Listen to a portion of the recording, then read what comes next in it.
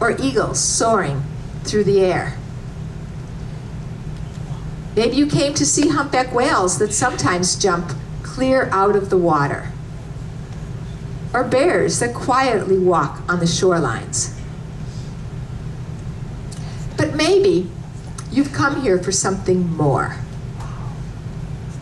45 years ago, the author of the book, Silent Spring and a Sense of Wonder, her name was Rachel Carson, posed a question that's relevant to us today. She asked, is spending time in places of natural beauty just a pleasant way to pass the golden hours of childhood?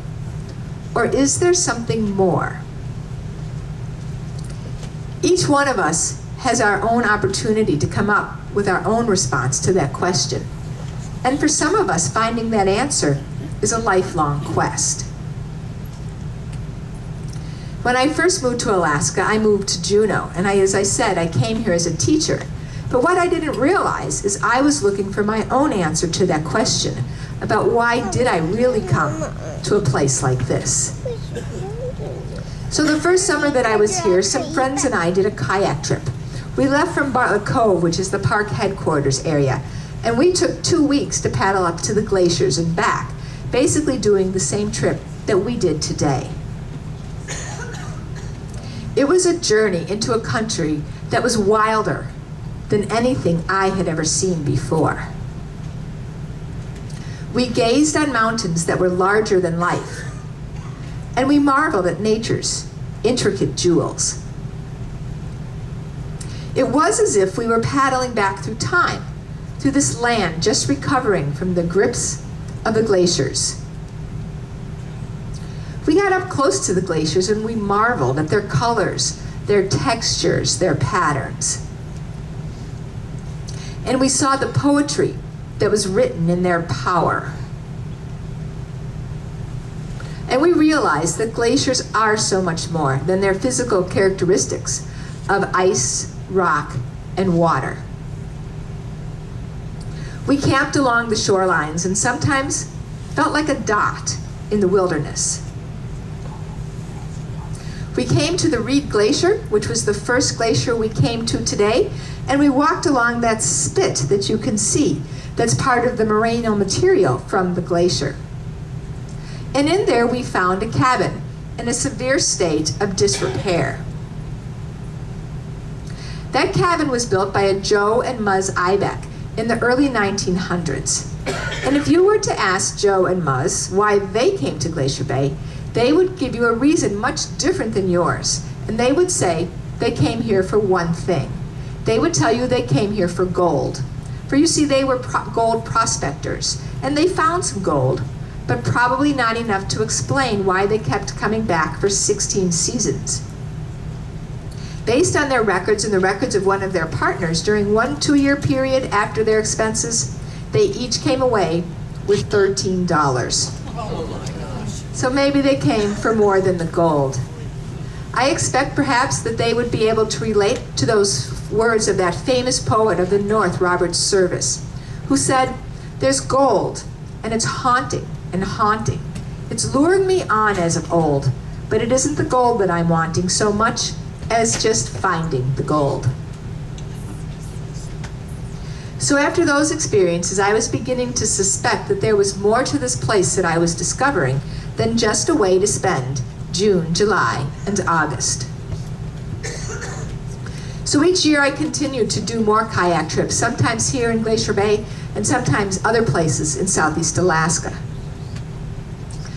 One of my first trips, though, was a guided kayak trip, and it took me into the Muir Inlet, into what we call the East Arm.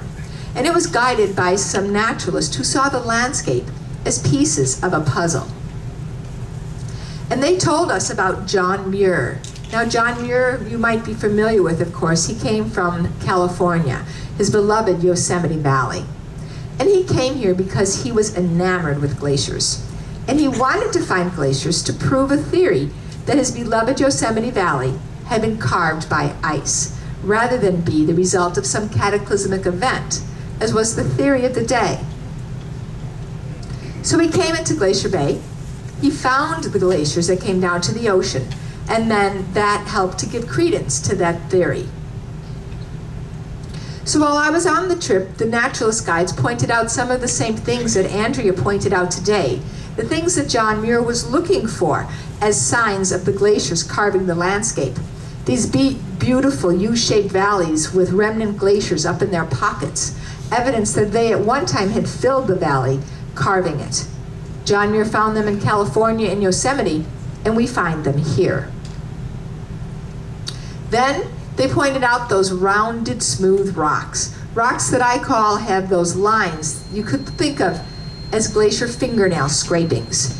In this photo, you can see even the boulders that have been deposited on top of that are the reason why the rock has those scrapes. You see, as the ice moves downhill, it has rocks embedded in its edges, and they grind against the mountains, rounding them, making those scrape marks. And then the color of the water. I'm sure you noticed how it changed as we got closer to the glacier, as this very finely ground rock powder stays suspended in the water a long time. John Muir came back to Alaska 4 more times after his first initial trip, and basically it was his writings about this place that attracted the attention of the world to Glacier Bay. Within 3 years of his first trip here, there were commercial steamships bringing visitors just like yourselves into Glacier Bay.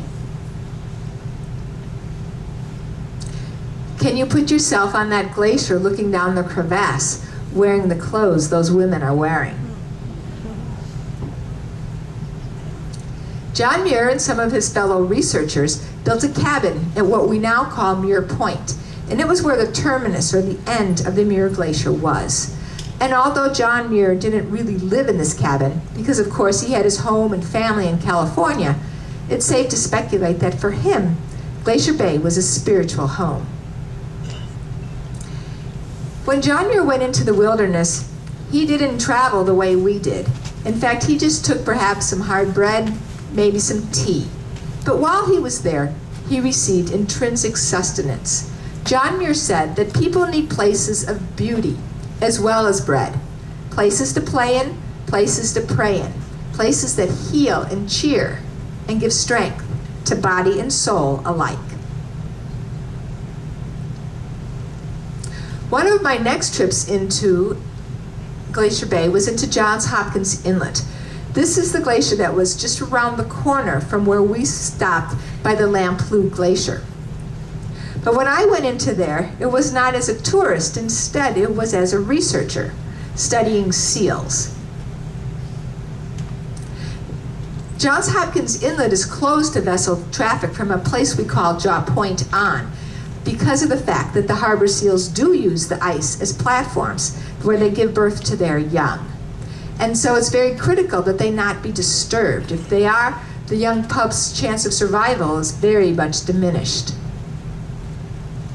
And so, as I said, I went in there as a researcher, and it was my job to camp there and sit on the rock with high-powered binoculars, counting the harbor seals. At that time, we counted about 4,000 seals. Now when they do that similar count, they come up with about 1,200, and we're really not sure why the numbers have declined. So now they have a little bit more high-tech project where they've gone in and captured some of the seals and outfitted them with those little beanies that send a signal to be able to track where they go. This map shows some of the results. Each one of those different colors represents an individual seal. Now they were all captured in Johns Hopkins Inlet, but they all went different places, and my favorite is the red dot. And so the red seal went out first to the Gulf of Alaska. It's shallower there and presumably very good feeding. And then it continued north, and it went to Prince William Sound. Now we never knew that seals traveled that far. If you read the research, it says they travel maybe about 250 miles at the most from where they're born. And this is more than 3 times that. Then the seal came back into came back into Glacier Bay and lost its transmitter right at the entrance to the bay. So now we know that seals travel a lot further than we ever did or expected, but we still don't know the reason for the decline. But no matter how you do research, high-tech or low-tech, when you have the opportunity to go and camp someplace for a long time, you do more than just what your research asks of you. And I learned what the Pulitzer Prize-winning author Wallace Stegner meant when he urged us all to go into the wilderness and spend long periods of time there. We will come out, he said, thinking we know that place better. And we will. But what we really know better is ourselves. So after those experiences, I had the job I have now as a park interpretive ranger and learned many new things. And I learned that the first people who came here to see this place of beauty were the Tlingettes, the people for whom this is their ancestral homeland. They lived here in Glacier Bay and the area they called the place at the end of the glacial silt. They lived here when the glacier was about midway down the bay, and it made a very large gravel outwash plain on which they lived. And it was there until about 500 years ago, when the glacier made a sudden, quick advance, covering their homeland and forcing them to flee. But this is what it looked like about 300 years ago. The ice was down fairly far into the bay with that big, large outwash plain. And so once the ice advanced, they had to quickly leave their homeland. They had to throw their belongings into their canoes, their family, and be able to leave and eventually resettle along the shores of Icy Strait. Eventually, many of them relocated again into what is now the town of Hoona. There was very many years, about 50 years, when walls of ice 200 feet high kept the Tlingit people out of Glacier Bay. But the spirit of this place remained etched in their souls. And as the ice receded once again, the Tlingit people followed the ice up into the bay for their traditional uses such as hunting of seal, fishing, picking of berries, and collecting gull eggs. But when Glacier Bay became first a national monument in 1925 and a national park in 1980, to many of the Hoona Tlingit, it was like another ice age occurred, because now they were restricted in their movement into Glacier Bay and also restricted in their hunting and fishing. But more recently, the National Park Service has begun to work very closely with the Hoona Tlingit, helping them to maintain and strengthen their cultural and spiritual ties to their homeland. And now that I've been coming into Glacier Bay as a National Park Service interpretive ranger for about 10 years, I've had the opportunity to talk with many, many people and to listen to their questions, many of which are heartfelt, especially when it comes to the issue of the glacier and its calving and how that relates to the current global climate change. And so to think about that first, we need to separate out a tidewater glacier, one that comes down to the ocean, from those that end on the land. Here's the Muir Glacier in 1892. It was a tidewater glacier. It was in the process of that big, large retreat because, as I mentioned earlier, it lost the rock that protected it. So it was in a very quick retreat back to the head of the bay. By 2005, if you took the picture from the same spot, you don't even see the glacier. You have to actually go 15 miles up the bay, the inlet, to find it. By 1989, it was still a tidewater glacier, still being affected by what the ocean had to do with it in terms of eating away ice at its face. But things changed between 1989 and 2006. Now by 2006, it's no longer in a state of equilibrium. It's no longer a tidewater glacier.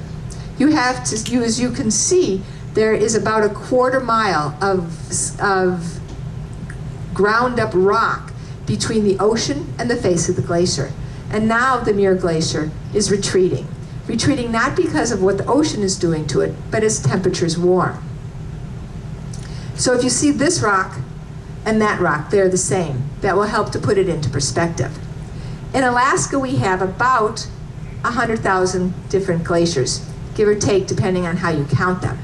The researchers tell us, though, that as the temperatures in Alaska have risen 3 degrees in the last 60 years, and our wintertime temperatures risen 5 degrees, Of those 100,000 glaciers, 95% of them are getting thinner and shorter. Of the glaciers that go down below the 10,000 foot height, there's only about 12 of them that are not getting thinner and shorter. And we had the good fortune to see one of those today, the Marjorie Glacier. So how can that be? This is how glaciers work. If you look at the top of the mountain, we call it the accumulation zone.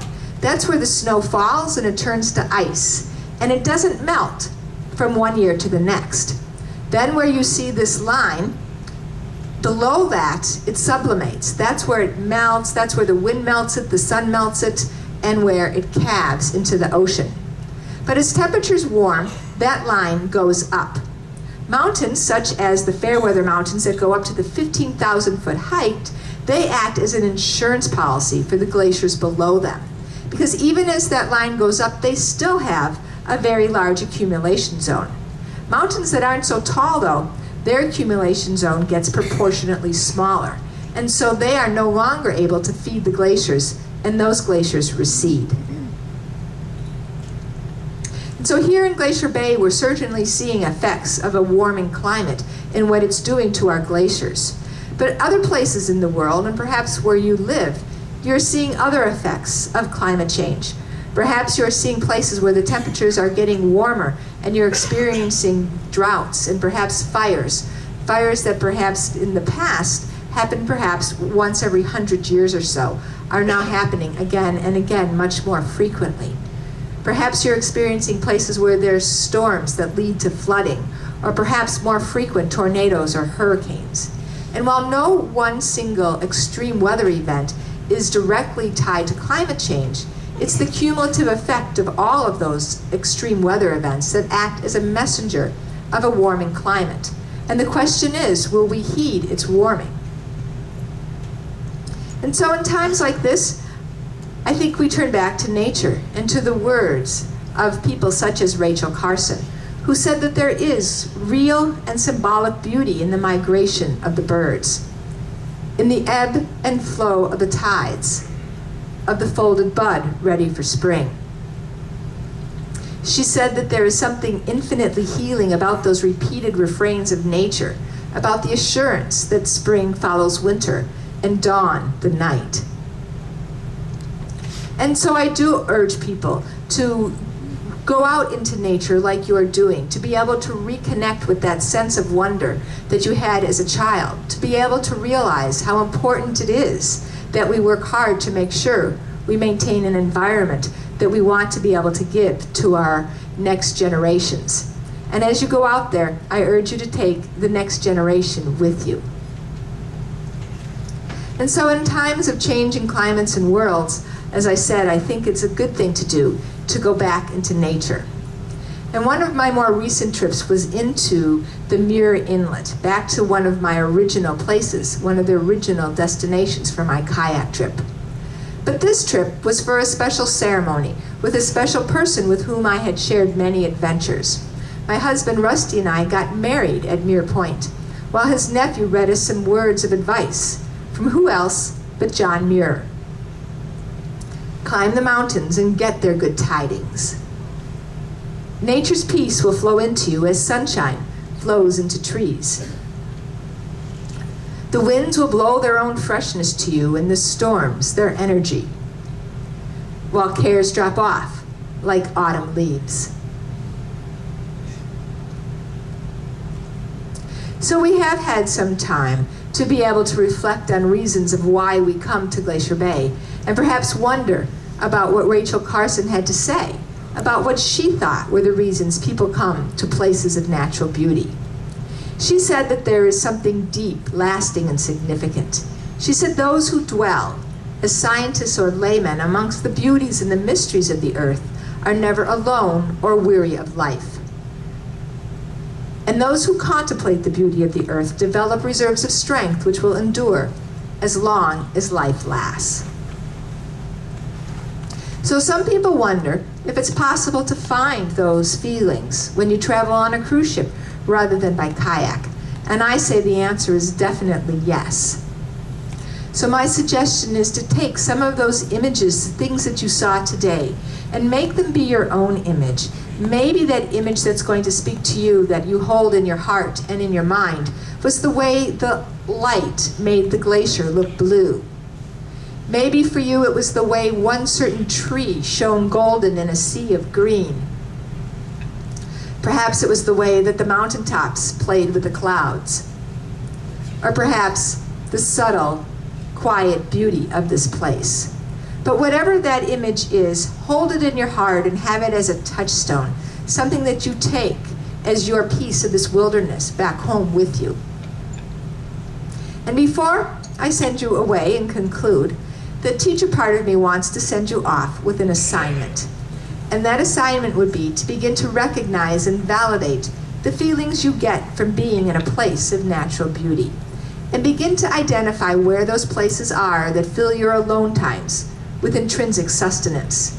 And don't be surprised if it's that place that you brought to mind when I ask you to think about a place of natural beauty.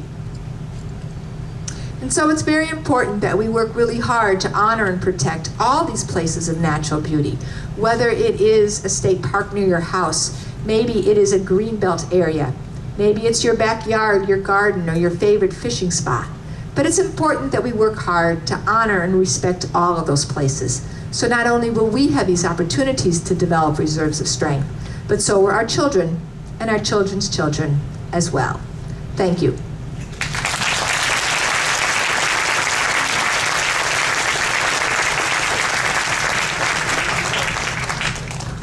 So we have had a fantastic time to be able to develop some of those reserves of strength. But your day today is not yet over.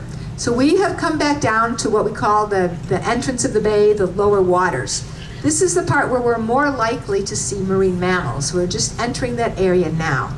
Many of you have wondered about, well, when will we be able to see any whales and animals such as that? And we're getting into a really good spot for that. So I'm going to suggest that from here you go get your binoculars and cameras, probably a windbreaker, and head on outside, because it is another beautiful spot and a place perhaps to be looking for marine mammals. I'm going to give you just a few little hints for looking for them. The first hint is to remember that they're going to look much smaller than you expect, because if you're up on the top of the ship, you're on a 14-story building. If you're on the promenade deck, you're on a 7-story building. Think of what your car would look like if you looked at it from that height. So even a 45-foot whale is going to look fairly small, to say nothing of a 5-foot seal or sea otter. That said, look for the sea otters. We have many of them. We have several thousand sea otters in Glacier Bay.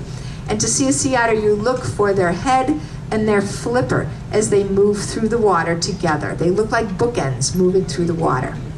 We see many stellar sea lions. They have a triangular head and a big bulky neck. They often come up out of the water and down, making big splashes.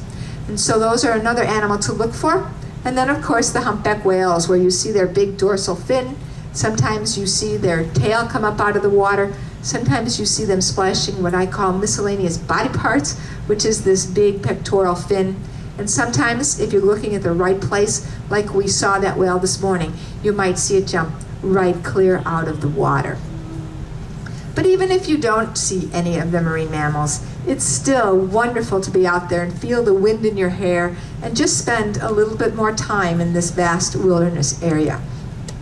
The other rangers and I will be disembarking at about 2:30, so maybe a little less than an hour from now. But you're going to be continuing on your way to Ketchikan, and you'll continue to be in great areas to be looking for marine life until dinner time. And so be on outside, and good luck watching for the whales. And safe sailing wherever your journeys take you. Thank you.